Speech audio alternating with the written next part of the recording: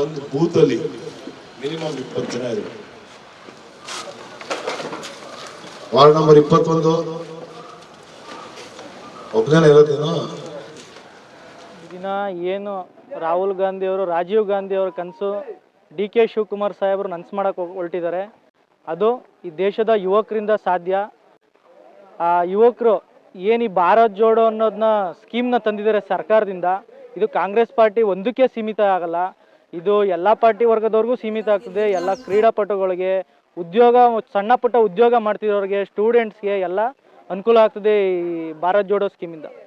ಭಾರತ್ ಜೋಡೋ ಏನು ಸಮಿತಿ ಇದೆ, ತಾವು ಅಧ್ಯಕ್ಷ ಸ್ಥಾನದಲ್ಲಿ ಇದ್ದೀರಿ, ಸೊ ಮುಂದೆ ಯಾವ ರೀತಿ ಕಾರ್ಯಕ್ರಮಗಳನ್ನ? ನಾನು ಈಗ ಭಾರತ್ ಜೋಡೋ ಸಮಿತಿ ಅಧ್ಯಕ್ಷ ಆಗಿಲ್ಲ ಸರ್, ಯೂತ್ ಕಾಂಗ್ರೆಸ್ ಅಧ್ಯಕ್ಷ ಆಗಿದ್ದೀನಿ ಚಾಮರಾಜ ಕ್ಷೇತ್ರ. ಅದನ್ನು ಮುಂದಿನ ದಿನಗಳಲ್ಲಿ ನಮ್ಮ ವರಿಷ್ಠರು ಶಾಸಕರಾದವರು ತೀರ್ಮಾನ ಮಾಡ್ತಾರೆ. ಈಗ ಶಾಸಕರ ಆದೇಶದ ಮೇರೆಗೆ ಬೂತಲ್ಲಿ 20 ಜನ ಮಾಡಬೇಕು ಅಂತ ಆದೇಶ ಮಾಡಿದ್ದಾರೆ. 20 ಜನ ಹೊರತುಪಡಿಸಿ ಜಾಸ್ತಿನೂ ಮಾಡಿ, ವೈಯಕ್ತಿಕವಾಗಿ DK ಶಿವಕುಮಾರ್ ಸಾಹೇಬ್ರಿಗೆ ನಾವು ಮನವರಿಕೆ ಮಾಡಿದ್ದೀವಿ. 10 ಲಕ್ಷ ಸಾಲಲ್ಲ, 20 ಲಕ್ಷ ಬೇಕು ಅಂತ ಹೇಳಿದ್ದೀವಿ. ಬೂತ್ ಮಟ್ಟದಲ್ಲಿ ಒಂದು ಬೂತಲ್ಲಿ 20 ಜನ ಆದರೆ 30 ಜನ 40 ಜನ ಆದರೂ ನಮಗೆ ಶಾಸಕರನ್ನ ಬಲಪಡಿಸ್ತಾರೆ ಅನ್ನೋ ನಂಬಿಕೆ ನಮಗಿದೆ. ಶಾಸಕರನ್ನ ಒಗ್ಗೂಡಿಸಿ ಕೈ ಜೋಡಿಸಿ ತಗೋತೀವಿ. ಹೌದು ಸರ್, ನಮ್ಮ ಯುವಕರ ಕನಸೆಲ್ಲ ಮುಂದಿನ 2028ಕ್ಕೆ ಕಾಂಗ್ರೆಸ್ ಅಧಿಕಾರಕ್ಕೆ ಬರಬೇಕು. DK ಶಿವಕುಮಾರ್ ಸಾಹೇಬರು ಮತ್ತೊಂದು ಬಾರಿ ಮುಖ್ಯಮಂತ್ರಿ ಆಗಬೇಕು, ನಮ್ಮ ಶಾಸಕರು ಮಂತ್ರಿ ಆಗಬೇಕು ಅನ್ನೋದು ನಮ್ಮ ನಿಟ್ಟು ಗುರಿ ನಮಗಿದೆ. ವಾರ್ಡಲ್ಲಿ ಪ್ರತಿಯೊಬ್ಬರು ಕೆಲಸ ಮಾಡಿ, ಪ್ರತಿಯೊಬ್ಬರಿಗೂ ಅವಕಾಶ ಇದೆ. ನಾಳೆ ದಿನ ಕಾರ್ಪೊರೇಟರ್ ಆಗ್ಬೋದು, ಮೇಯರ್ ಆಗ್ಬೋದು, ನಾಳೆ ದಿನ MLA ಆಗ್ಬೋದು, ಪ್ರತಿಯೊಬ್ಬರಿಗೂ ಅವಕಾಶ ಇದೆ. ಹೇಳಿ ಎದ್ದೇಳಿ ಗುರಿ ಮುಟ್ಟುವ ತನಕ ನಿಲ್ಲದಿರಿ. ಜೋಡೋ ಸಂಘ ನಮ್ಮ DK ಶಿವಕುಮಾರ್ ಅವರು ಏನು ಈ ಮುಖ್ಯಮಂತ್ರಿ ಆದಮೇಲೆ ಮೊದಲನೇ ನಿರ್ಧಾರ ಯುವಕರುಗಳಿಗೆ ತೊಗೊಂಡಿದ್ದಾರೆ. ಭಾಳ ಅದು ಅತ್ಯುತ್ತಮವಾದ ನಿರ್ಧಾರ. ಅದು ನಾವು ಇಡೀ ಯುವಕ ತಂಡ ಮತ್ತು ಇಡೀ ರಾಜ್ಯದಲ್ಲಿರುವಂಥ ಎಲ್ಲ ಯುವಕರುಗಳು ಸ್ವಾಗತ ಮಾಡ್ತೀರಿ. ಆ ಕಾರ್ಯಕ್ರಮದಿಂದ ಭಾಳಷ್ಟು ಯುವಕರುಗಳಿಗೆ ಅನುಕೂಲ ಆಗುತ್ತೆ. ಮತ್ತು ಏನಾಗುತ್ತೆ ಅಂತಂದರೆ ಎಲ್ಲ ಇವಾಗಿನ ಜನತೆಗಳು ಏನು ಮಾಡ್ತಾರೆ, ಡ್ರಗ್ಸು, ಗಾಂಜಾ, ಮಫೀಮು ಮತ್ತು ಎಣ್ಣೆ ಕುಡಿತಕ್ಕೆಲ್ಲ ಬಲಿ ಆಗ್ತಿದ್ದಾರೆ. ಆದರೆ ಈ ಥರ ಮಾಡುವಂಥ ಸ್ಕೀಮ್ಗಳಿಂದ ಯುವಕರುಗಳಿಗೆ ಸ್ಪೋರ್ಟ್ಸ್ಗಳ ಮೇಲೆ ತುಂಬ ಆಸಕ್ತಿ ಆಗುತ್ತೆ. ಮತ್ತು ಬೇರೆ BJP ಪಕ್ಷದವರಾಗಿರ್ಬೋದು, JDS ಪಕ್ಷದವರಾಗಿರ್ಬೋದು, ಯುವಕರುಗಳನ್ನ ಯಾವ ರೀತಿ ಬಳಸ್ಕೊತಾ ಇದ್ದಾರೆ, ಕೋಮುವಾದ ದೃಷ್ಟಿಯಿಂದ ಬಳಸ್ಕೊತಾ ಇದ್ದಾರೆ, ಗಲಾಟೆಗಳನ್ನ ಹಬ್ಬಿಸ್ತಿದ್ದಾರೆ.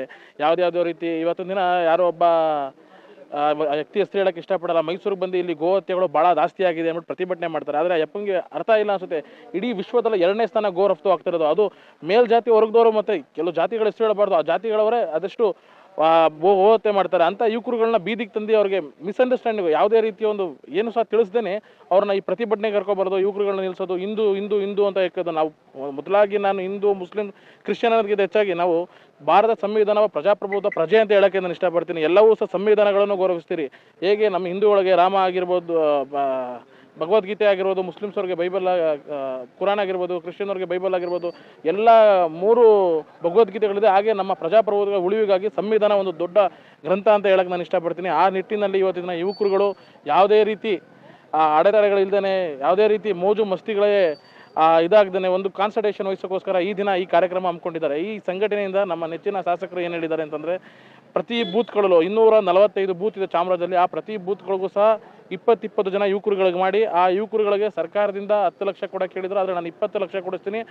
ಆದಷ್ಟು ಇನ್ನೂ ಹೆಚ್ಚು ಜನ ಆದರೆ ನಾನು ವೈಯಕ್ತಿಕವಾಗಿ ಯುವಕರುಗಳು ಕೊಡ್ತೀನಿ ಅಂತ ಹೇಳಿದರೆ ಅದು ನಮಗೆ ಭಾಳ ಖುಷಿ ತಂದಿದೆ. ಏನು ಈ ಚಾಮರಾಜ ಕ್ಷೇತ್ರದ ಯುವ ಕಾಂಗ್ರೆಸ್ ಅಧ್ಯಕ್ಷರಾದ ನಿಶಾಂತ್ ಪಾಟೀಲ್ ಹಾಗೂ ಉಪಾಧ್ಯಕ್ಷರಾದ ಮನೋಜು, ಸಂಜಯ್ ಮತ್ತು 2 ಬ್ಲಾಕ್ ಅಧ್ಯಕ್ಷಗಳು ಪವನ್ ಕುಮಾರ್ ಹಾಗೂ ವಿನೋದ್ ಮತ್ತು ಜನರಲ್ ಸೆಕ್ರೆಟರಿ ದಿಲೀಪ್ ಅವರೆಲ್ಲವೂ ಸಹ ಸೇರಿ ನಾವು ಈ ಕಾರ್ಯಕ್ರಮನ ಸಕ್ಸಸ್ ಮಾಡ್ತೀನಿ ಅಂತ ಹೇಳಕ್ಕೆ ಇಷ್ಟಪಡ್ತೀನಿ. ಎಲ್ಲ ವಾರ್ಡ್ಗಳಲ್ಲೂ ಸಹ ಈ ಕಾರ್ಯಕ್ರಮ ಅತಿ ಹೆಚ್ಚು ಮಾಡೋಕ್ಕೆ ಇಷ್ಟಪಡ್ತೀನಿ. ಮತ್ತು ನಾನು ಮತ್ತೊಂದು ಹೇಳಕ್ಕೆ ಇಷ್ಟಪಡ್ತೀನಿ, ಈ ಕಾರ್ಯಕ್ರಮದಲ್ಲಿ ನಮ್ಮ ಕಾಂಗ್ರೆಸ್ ಪಕ್ಷ ಸಿದ್ಧಾಂತಗಳು, ನಮ್ಮ ಶಾಸಕರು ಹೇಳ್ದಂಗೆ ನಮ್ಮ ಕಾಂಗ್ರೆಸ್ ತತ್ವ ಸಿದ್ಧಾಂತಗಳನ್ನು ಒಪ್ಕೊಂಡು BJP ಅವರು, JDS ಅವರು ಯಾರೇ ಬರಲಿ, ಕನಿಷ್ಠ ಪಕ್ಷ RSS ಅವರು ಬಂದರೂ ಸಹ ಈ ಕಾರ್ಯಕ್ರಮಕ್ಕೆ ನಾವು ಸೇರಿಸ್ಕೊಳ್ಳೋಕೆ ಇಷ್ಟಪಡ್ತೀರಿ. ಈಗ ರಾಹುಲ್ ಗಾಂಧಿ ಅವರು ಭಾರತ್ ಜೋಡೋ ಅಂದ್ಕೊಂಡು ಕನ್ಯಾಕುಮಾರಿಯಿಂದ ಕಾಶ್ಮೀರ್ವರೆಗೂ ಪಾದಯಾತ್ರೆ ಮಾಡಿದ್ರು. ಅದರಲ್ಲಿ ಹೆಚ್ಚಾಗಿ ಯುವಕರ ಬಗ್ಗೆನೇ ಮಾತಾಡಿದ್ರು, ಯುವಕರ ಬಗ್ಗೆನೇ ಅವ್ರ ಮೇಲೆ ಕಾಳಜಿ ಇದೆ. ಈಗೇನು ಭಾರತ್ ಜೋಡೋ ಯುವ ಸಂಘ ಅಂದ್ಬಿಟ್ಟು ಮಾಡ್ತಿದ್ದಾರೆ DK ಶಿವಕುಮಾರ್ ಅವರು, ಅವ್ರದ್ದೊಂದು ಕನಸದು. ಆ ಕನಸು ಇದು ಮಹತ್ವದ ನಿರ್ಧಾರ ಅಂತ ನಾನು ಹೇಳ್ತೀನಿ. ಈಗ ನಾವು ನಮ್ಮ ಚಾಮರಾಜ ಕ್ಷೇತ್ರದಲ್ಲಿ ಪ್ರತಿಯೊಂದು ವಾರ್ಡಲ್ಲಿರೋ 12-13 ಬೂತಲ್ಲಿ ಒಂದು ಬೂತಲ್ಲೂ 20 ಜನ ಮಾಡಬೇಕು ಅಂದ್ಬಿಟ್ಟು ನಮ್ಮ ಶಾಸಕರು ಹೇಳಿದ್ದಾರೆ. ಇದರಿಂದ ನಮ್ಮ ಪಕ್ಷಕ್ಕೂ ಒಳ್ಳೆಯದಾಗುತ್ತೆ. ಇವಾಗ ಯಾರೋ ಒಬ್ಬರು ಅದಕ್ಕೆ ಬರೋ ಫಂಡಿಂದ ಆರ್ಥಿಕವಾಗಿ ಹಿಂದೆ ಇರ್ತಾರೆ, ನಾಯಕತ್ವ ಇರುತ್ತೆ, ಅವ್ರಿಗೆ ನಾಯಕತ್ವ ಕ್ವಾಲಿಟಿ ಇರುತ್ತೆ, ಅವ್ರಿಗೊಂದು ಅವಕಾಶ ಆಗುತ್ತೆ. ಇದನ್ನು ಸದುಪಯೋಗ ಪಡಿಸ್ಕೊಂಡು ಒಂದು ಒಳ್ಳೆ ರೀತಿಯಲ್ಲಿ ಪಕ್ಷಕ್ಕೂ ದುಡಿಯೋಕ್ಕೂ ಒಂದು ಸಹಕಾರ ಆಗುತ್ತೆ. ಈಗ ಒಂದು ವಾರ್ಡ್ಗೆ 10 ಲಕ್ಷ, ಒಂದು ಸಂಘಕ್ಕೆ 10 ಲಕ್ಷ ಅಂದ್ಬಿಟ್ಟು ಹೇಳಿದರು. ನಮ್ಮ ಶಾಸಕರು ಅದನ್ನು 20 ಲಕ್ಷನ ಕೊಡಿಸ್ತೀನಿ, ಆ ಜವಾಬ್ದಾರಿ ನಂದು ಅಂದ್ಬಿಟ್ಟು ಹೇಳಿದ್ದಾರೆ. ಆ 20 ಲಕ್ಷನ ಯಾವುದೋ ಒಂದು ವಾರ್ಡಲ್ಲಿ ಒಂದು ಕ್ರೀಡಾ ಚಟುವಟಿಕೆ ಯಾವುದೋ ಒಂದು ಪೂಜಾ ಏನೋ ಒಂದು ಇಟ್ಕೋತಾರೆ, ಆ ಥರ ಉಪಯೋಗಿಸ್ಕೊಂಡು ಯಾವುದೋ ಒಂದು ಕಾರ್ಯಕ್ರಮಗಳಿಗೆ ರೂಪುರೇಷೆ ಮಾಡ್ಕೊಂಡು ಅದಕ್ಕೆ ಉಪಯೋಗಿಸ್ಕೊಳ್ಳೋಂಥದ್ದು ಕೆಲಸಗಳು ಆಗುತ್ತೆ. ನಾನು ದೇವರಾಜ ಬ್ಲಾಕ್ ಅಧ್ಯಕ್ಷ ಆಗಿ ನನ್ನ ಸುಪರ್ದಿಲಿ 10 ಬ್ಲಾಕ್ ಬರುತ್ತೆ. 10 ಬ್ಲಾಕಲ್ಲಿ ಎಷ್ಟು ಬೂತ್ ಬರುತ್ತೆ ಅಷ್ಟು ಬೂತಿಂದ 20 ಜನನ ಈ ಭಾರತ್ ಜೋಡೋ ಸಂಘಕ್ಕೆ ನಾನು ಕೊಡ್ತಾ ಇದ್ದೀನಿ. ಪವನ್.